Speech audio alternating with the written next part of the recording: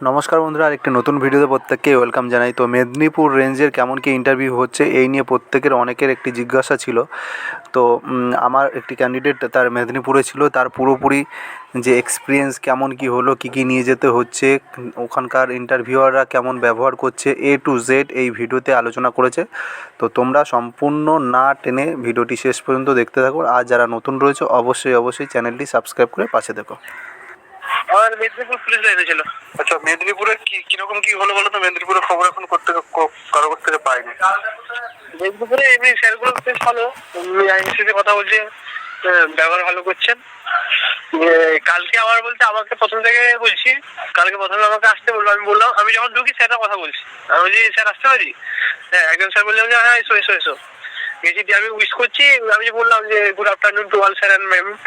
তার আগে তারা তো কথাটা নিজেরাই কথাই ব্যস্ত।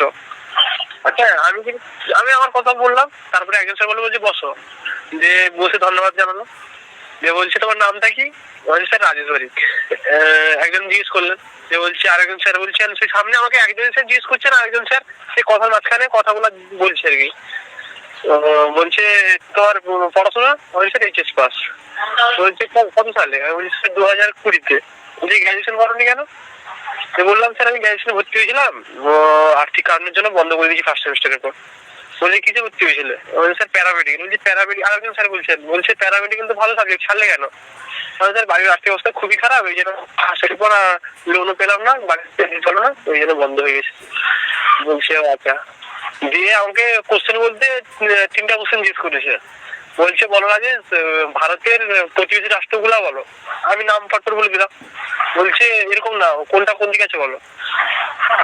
সবগুলো এখন বলবো? বলছে হ্যাঁ যটা পারো বলো।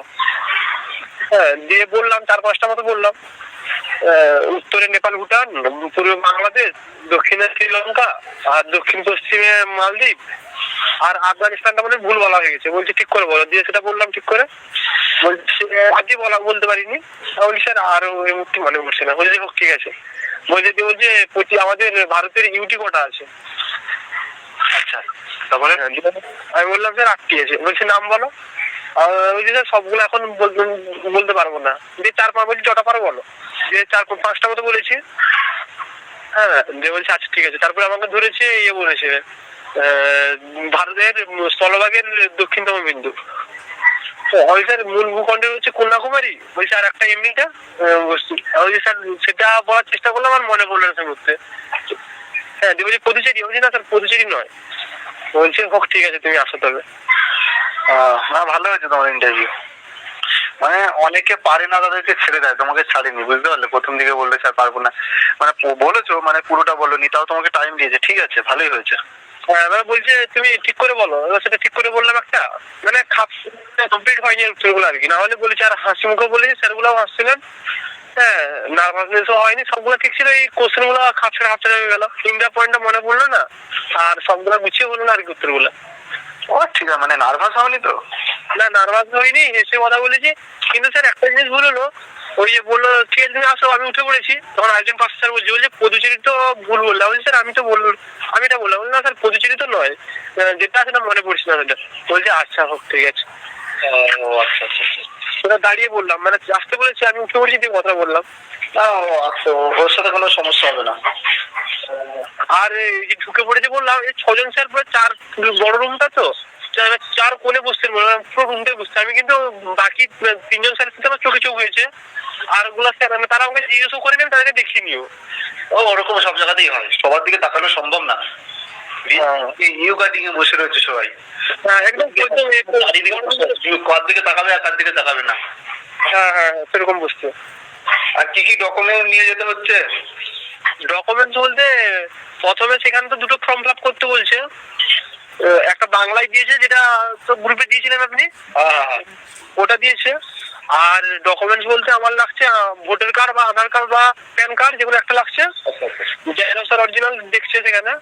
আর মাধ্যমিকের অ্যাডমিট কার্ড, মাধ্যমিকের মার্কশিট, আর এইচএস এর মার্কশিট। আর যদি কারো গ্র্যাজুয়েশন থেকে গ্র্যাজুয়েশনের মার্কশিট দিতে বলছে। আর কাজ এক্সট্রা কোয়ালিফিকেশন কিছু কম্পিউটার দেবে, সেগুলো দিতে বলছে। আর লাস্টে কাস্ট সার্টিফিকেটটা দিতে বলছে। ঠিক আছে, তোমার ভালো হয়েছে, চাপ নেই।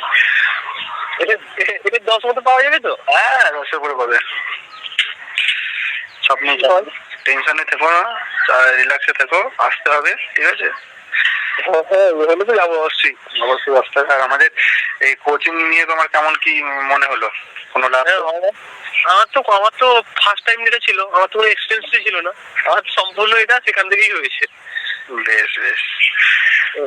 হ্যাভি হয়েছে, হেভি সাপোর্ট হয়েছে, মানে মেন্টালি সাপোর্ট বিরাট হয়েছে, সাহস হয়ে গেছে বিরাট। থ্যাংক ইউ ভাই, ভালো। হ্যাঁ। কথাও আমি আশা করি তোমার হয়ে যাবে।